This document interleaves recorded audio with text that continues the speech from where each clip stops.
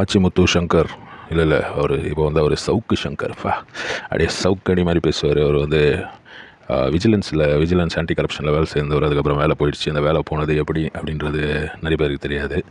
ஏதோ ஒரு ஸ்கேம் பண்ணியிருக்காரு அப்படின்ற மாதிரி தான் வெளியில் நிறைய பேர் பேசிக்கிறாங்க. ஆனால் வந்து அவருடைய வெப்சைட்டில் அவர் சொல்கிற இதிலெல்லாம் என்ன சொல்லுவார்னா, நான் வந்து ஆடியோ ரிலீஸ் பண்ணேன், அதனால் வந்து என்னை வந்து இது பண்ணிட்டாங்க. அதாவது இவர் வந்து ரொம்ப நியாயமானவர், இவர் வந்து ரொம்ப நேர்மையானவர். திமுக இவங்க தான் வந்து இதுக்கு முன்னாடி வந்து அதிமுகவை குற்றம் சொல்லின்னு இருந்தார், ஜெயலலிதாவை குற்றம் சொல்லின்னு இருந்தார். அதுக்கப்புறம் இப்போ வந்து திமுக மேலே, அதாவது தூக்கத்தில் எழுப்பி கேட்டிங்கன்னா கூட, ஐயோ உதயநிதி ஸ்டாலின் அவன் ஃப்ராடுங்க, ஐயோ ஸ்டாலின் முக ஸ்டாலின் அவன் ஒரு ஃப்ராடுங்க அப்படின்னுவார். அவங்க தான் கஜா விற்கிறாங்க, அவங்க தான் போதை மருந்து விற்கிறாங்க, அவங்க இது பண்ணுறாங்க, அவங்க அது பண்ணுறாங்க. முதலமைச்சர் வந்து ஐபிஎல் பார்க்கலாமா அப்படின்ட்டு எல்லாம் கேட்டு இவர் பல விஷயம், ஏன் முதலமைச்சர் வந்து ஐபிஎல் பார்க்கக்கூடாதா, முதலமைச்சர் இதுக்கு துபாய்க்கு போகிறாரு, அவர் வாட்ச் ஏன் 1.5 கோடி, அவர் ஏன் இப்படி இருக்காரு இப்படியே வந்து அதாவது ஸ்டாக்கிங் அப்படின்வாங்க. ஒரு ஆளை வந்து ரொம்ப பிடிச்சிருந்துட்டு அவங்க வந்து நம்மளை மதிக்காமல் போயிட்டா நம்மளுக்கு வர ஒரு மனநோய் அது. அந்த மாதிரி ஒரு மனநோய் இருக்கிறவர் தான் இவர் அப்படின்னு தான் நான் நினைக்கிறேன். நம்மகிட்ட எல்லாம் நிறைய பேர் தான் நினைக்கிறாங்க. எல்டி கிளார்க்கெல்லாம் இருந்து பார்த்துருக்காரு, ஒன்றும் பணம் வரவு ஒன்றும் சரியில்லை அப்படின்னோடனே இவர் வந்து யூடியூப் பக்கம் திரும்பிட்டார். ஆன்லைன் மீடியா தான் பயணமில்ட்டு அப்படின்றதுனால 2008, 9, 12லேருந்தே வந்து இவர் ரொம்ப ஆக்டிவான ஒரு ஆள் தான். அதாவது எல்லாரையும் குற்றம் சொல்கிறது, இவர் வந்து கமிஷன் வாங்குறது, இவர் கமிஷன் வாங்குறாரு அப்படின்ட்டு கொஞ்ச நாளைக்கு முன்னாடி கூட ஒருத்தர் லென்ஸ் தமிழ்நாடு, மாஸ் தமிழ்நாடு அப்படின்ற சேனலில் வந்து அவர் வந்து அதை எக்ஸ்போஸ் பண்ணியிருந்தார், மதன் அப்படின்றவர். அது எவ்வளோ தூரத்துக்கு உண்மை அப்படின்லாம் தெரியறதுக்குள்ளே அதே மாதிரி அவர் சொல்லியிருந்தார், இவர் வந்து ரொம்ப கஞ்சா அடிக்ட்டு, இவங்க வந்து ஷூட்டிங்லேயே வந்து இவங்க ஆஃபீஸ்லேயே ஷூட் பண்ணும்போதே வந்து அங்கே இருக்கிற லேடிஸுக்கெல்லாம் கூட ஒரு அப்யூஸ் மாதிரி இவங்க வந்து கஞ்சா அடிச்சுட்டு தான் இவருடைய அசிஸ்டண்ட்டு அவங்கெல்லாம் வந்து அதில் முத்தலீஃப்ன்றவர் மட்டும்தான் கொஞ்சம் ஓகே ஆனவர் அப்படின்ற மாதிரி நிறைய விஷயங்கள் இது பின்னாடி இருக்குது. இப்போ இந்த அரெஸ்ட் பண்ணி கோயம்புத்தூர் ஜெயிலில் வச்சுருக்காங்க. உடனே வந்து கோயம்புத்தூர் ஜெயிலில் வந்து அவர் அடித்தாங்களாம், பைப்பில் வந்து துணி சுற்றிட்டு அடித்தாங்களாம். அதாவது இவர் வந்து பல கதைகள் சொல்லுவார், இந்த மாதிரி கம்பி கட்டுற கதைன்னு தெரியுங்களா. அதாவது செந்தில் பாலாஜிக்கு வந்து பைனாப்பிள் கேசரி கொடுத்தாங்க, பைனாப்பிள் கிச்சடி கொடுத்தாங்க, இல்லை பைனாப்பிள் கேக் கொடுத்தாங்க, இல்லை நண்டு கட்லெட்டு கொடுத்தாங்க, இந்த மாதிரி பல விஷயங்கள் அவர் சொல்லுவார்.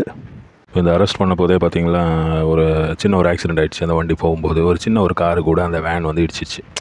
அது வந்து சாதாரணமாக நடக்கிறதான ஆக்சிடெண்ட். உடனே வந்து ஐயோ சவுக்கு சங்கரை வந்து என்கவுண்டர் பண்ண பார்த்துருக்காங்கப்பா, அவரை வந்து வண்டி இடித்து சாவடிக்க பார்த்துக்கிறாங்க, திமுகவுடைய சதி இது அப்படின்ற மாதிரி உங்கள் ஆளுங்க. உடனே அதுக்கு ஒரு ப்ராபகண்டா, அதாவது ப்ராபகண்டா கிளப்பி விடுறது மட்டும்தான் இவங்களுடைய வேலை. அது வந்து நம்மளுக்கு கொஞ்சம் மூளை இருக்கிறவங்களுக்கு இதை பார்க்கும்போது தெரியும். ஏன்னா வந்து நீ வந்து இந்த மாதிரி ஒரு ஃபீல்டில் இருக்கிற, நீ வந்து எல்லாரை பற்றியும் குற்றம் சொல்லாமல் ஒரு பார்ட்டியை மட்டும் நீ குற்றம் சொல்லிட்டுருக்க. அது சும்மா அவர் வந்து ஸ்டாலின் தும்முனார், அவர் ஒரு முதலமைச்சராக தும்பலாமா, அந்த மனுஷனாக இருந்தாலே அவன் வந்து இரும்பலாமா, அவர் வந்து சைக்கிளில் போகிறாரு, என்ன நீ உல்லாச பயணம் போறியா, நீ இதுவா நீ அதுவா, ஐயோ எல்லாத்துக்குமாயா குற்றம் சொல்லுவேன். ஏன்யா எதிர்கட்சியில் இருக்கிறாரு அண்ணாமலை தான் அந்த மாதிரி சொல்கிறாருன்னா நீ வந்து ஊடகம் அப்படின்ற நீ அப்படி பேசலாமா? இதுக்கு முன்னாடி இவர் ஜெயிலில் இருந்த போதே வந்து 2022 கூட இவர் வந்து செயின் ஸ்மோக்கர், அதனால் வந்து பீடி வேணும், ஒரு நாளைக்கு 2 கட்டு பீடி அடிப்பேன் அப்படின்ட்டு பீடிக்காக உண்ணாவிரதம்லாம் இருக்கிறார். நம்ம வந்து பார்த்துருக்கோம், பல சுதந்திர போராட்ட தியாகிகள், பல அரசியல்வாதிகள் இதுக்கு ஜெயிலுக்கெல்லாம் போயிட்டு ஜெயிலில் போட்டால் இந்த மாதிரி உண்ணாவிரதம்லாம் இருப்பாங்க. அந்த ரேஞ்சுக்கு வந்து இவர் பில்டப். ஆனால் என்ன காரணம்னு கேட்டிங்கன்னா பீடி. அப்புறம் இவர் வந்து அங்கேருந்து கதை எழுதுகிறாராம், இவர் வந்து அப்படியே பெரிய ஞானி மாதிரியும். ஐயோ கடவுளே, இதில் அந்த காலத்தில் சொல்லுவாங்க, என்ன சொல்கிறது, அது வேணாம், அது சொன்னால் கொஞ்சம் ரொம்ப அசிங்கமாயிடும், அது அந்த மாதிரி வேணாம். அதாவது எனக்கு என்னுடைய ஒரு ஒப்பீனியனில் வந்து நான் என்ன நினைக்கிறேன்னா, இந்த மாதிரி வந்து ஒரு காழ்ப்புணர்ச்சிக்காக வந்து ஒரு அரசியல் கட்சியை உன் கையில் வந்து பேனா இருக்குது, உன் கையில் வந்து மீடியா இருக்குது அப்படின்றதுனால அதை வந்து தாராட்சி காட்டுறதுன்றது ரொம்ப தப்பான விஷயம். மக்களை வந்து தப்பான வழியில் கொண்டு போகிற. ஆனால் இந்த காலத்தில் வந்து அது ரொம்ப ஈஸியாக நடக்காது. அந்த காலத்தில் வந்து ஓரளவுக்கு நடக்கும்னு வைங்க. ஏன்னா அந்த காலத்தில் வந்து மீடியா அப்படின்றது வந்து ரொம்ப ஒரு குறுகிய வட்டத்துக்குள்ளே இருந்தது. இப்போ வந்து அப்படி கிடையாது. இப்போ வந்து ஓப்பன் மீடியா. அந்த காலத்தில் வந்து அம்பத்தூரில் நடக்கிறது வந்து ஆவடியில் தெரியாது, இல்லை அங்கே திருத்தணியில் நடக்கிறது வந்து திருப்பதியில் தெரியாது. திருத்தணியில் ஒரு கை வெட்டினா திருப்பதியில் சொல்லுவாங்க கொலை பண்ணிட்டாங்க அப்படின்வாங்க. அந்த மாதிரி வந்து நியூஸ் வந்து மாறிக்கினே இருக்கும். ஆனால் இப்போ வந்து அப்படி கிடையாது. இப்போ வந்து ஒரு சின்ன விஷயமா இருந்தால் கூட அதை வந்து மறைக்க முடியாது, அது வந்து உண்மை வெளியே வந்துடும் அப்படின்றது தான் உண்மை. எப்படியோங்க இந்த டைமில் இவர் வந்து இந்த கஞ்சா விஷயம், அந்த லென்ஸ் தமிழ்நாடு, மாஸ் தமிழ்நாடு அப்படின்ற அந்த சேனலில் வந்து அவர் எக்ஸ்போஸ் பண்ணார். அந்த டைம்லேயே வந்து இவர் கஞ்சாவோட மாட்டியிருக்காரு. இவர் இப்போ என்ன சொல்லுவாருன்னா, ஐயோ இல்லவே இல்லை, என் கையில் கஞ்சாவே இல்லை, போலீஸ் தான் எடுத்துன்னு வந்தாங்க, போலீஸ் எடுத்துன்னு வந்து அவங்களே பிளான் பண்ணி அவங்களே வந்து என்னை அரெஸ்ட் பண்ணாங்க, இதெல்லாம் நடக்காத, இதெல்லாம் திமுக ஆட்சியில் ஈஸி தானே அப்படின்ட்டு திமுக ஆட்சினா அவ்வளோ மோசமான ஆட்சி மாதிரி பேசுவார். நம்மளும் அதே ஆட்சி நடக்கிற ஊரில் தான் இருக்கிறோம். நம்மளுக்கு ஒன்றும் தெரியலையே திமுக ஆட்சி அவ்வளோ மோசமாக நடக்கிற மாதிரி எனக்கு தெரியல. என்னுடைய பர்சனல் ஒப்பீனியனில் நான் ஒரு திமுக காரனோ அதிமுக காரனோ ஒன்றும் கிடையாது. ஆனால் வந்து இதை பார்க்கும்போது எனக்கு வந்து இவர் சொல்கிற பொய், அதை ஒரு நாள் பொய் சொல்லலாம், 2 நாள் பொய் சொல்லலாம், அப்படியே ஃபுல் கான்ஃபிடென்ஸில் உட்காந்து பேசுவார். இவரும் அந்த இன்னொரு ஒருத்தரும் உட்காந்து கண்ணாடி போட்டிருப்பார். 2 பேரும் கண்ணாடி போட்டு அப்படியே வந்து ரொம்ப புத்திசாலி லுக்கு அப்படின்ற மாதிரி, தோழர் நீங்கள் சொல்லுங்கள் தோழர், நீங்கள் சொல்லுங்கள் தோழர் அப்படின்ட்டு 2 பேரும் வந்து அப்படியே பொய்னா இந்த சினிமா கதையில் சினிமாவில் வரா மாதிரி. இப்போ வெற்றிமாறன் படத்தில் வந்து அந்த ட்ரக்ஸ் வருது, வட சென்னை படத்தில் அந்த ட்ரக்ஸ் வருது, ஜெயிலுக்குள்ளே எப்படி ட்ரக்ஸ் வருது, இது வருது அது வருது, இதெல்லாம் பேசுறது இதெல்லாம் வந்து சினிமாவில் ஈஸிங்க. நடைமுறையில் செய்கிறதுன்றது ரொம்ப கஷ்டமான விஷயம். அது நம்மளுக்கு 90% ஆளுங்களுக்கு தெரியும். ஆனாலும் இப்போத்தி யங்கர் ஜென்ரேஷன், இப்போத்தி பசங்களுக்கு உங்களுக்கெல்லாம் தெரியாது. அந்த மாதிரி இதில் வந்து இந்த மாதிரி ஊடகத்தை வச்சு இந்த மாதிரி ஒரு ஆட்சியை வந்து சும்மானா தாரடிச்சு காட்டுறதுன்றது வந்து ரொம்ப தப்பான விஷயம் அப்படின்னு தான் நான் நினைக்கிறேன். ஆனால் கடைசியில் எப்படியோ மாட்டின்னு இருக்கார். இப்போது மாட்டினாக போகுது, இன்னும் ஒரு 10 நாளில் வெளியே வந்துடுவார் பெயிலில். வெளியே வந்துட்டு திரும்பி பழைய குரடி கதவு துரடி தான். திரும்பி இதே மாதிரி போய் இன்னும் வந்து இன்னும் ஸ்ட்ராங்காக நான் வந்து இன்னும் அதை பண்ண போகிறேன் இதை பண்ண போகிறேன்ட்டு.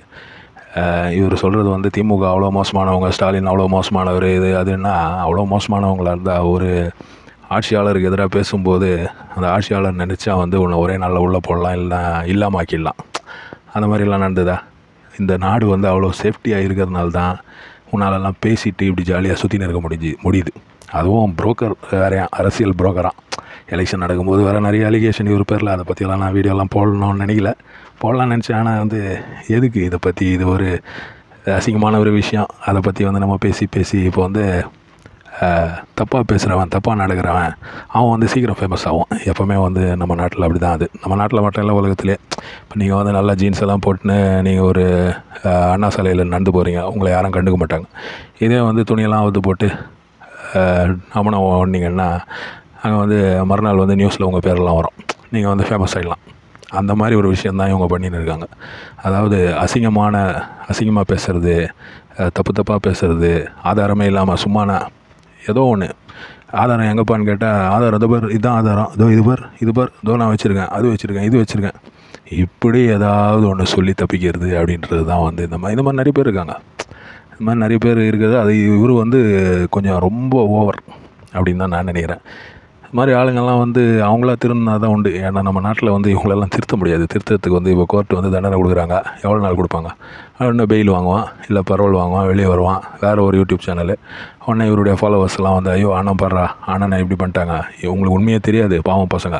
அதில் வேறு சீமான் நேற்று ஒரு கதை சொல்கிறாரு. சீமான் கிட்டே கேட்குறாங்க, அந்த மாதிரி சவுக்கு சங்கர் அரெஸ்ட்டை பற்றி என்ன சார் நினைக்கிறீங்க, என்ன அவங்க கருத்துன்னு கேட்டால் அவர் சொல்கிறாரு, இந்த ஆட்சி வந்து வேறு என்ன பண்ணோம், இந்த ஆட்சி வந்து கஞ்சா சரக்கு விற்றுருந்தது, இப்போ வந்து சரக்கு விற்கிறத விட்டு கஞ்சா விற்கிது.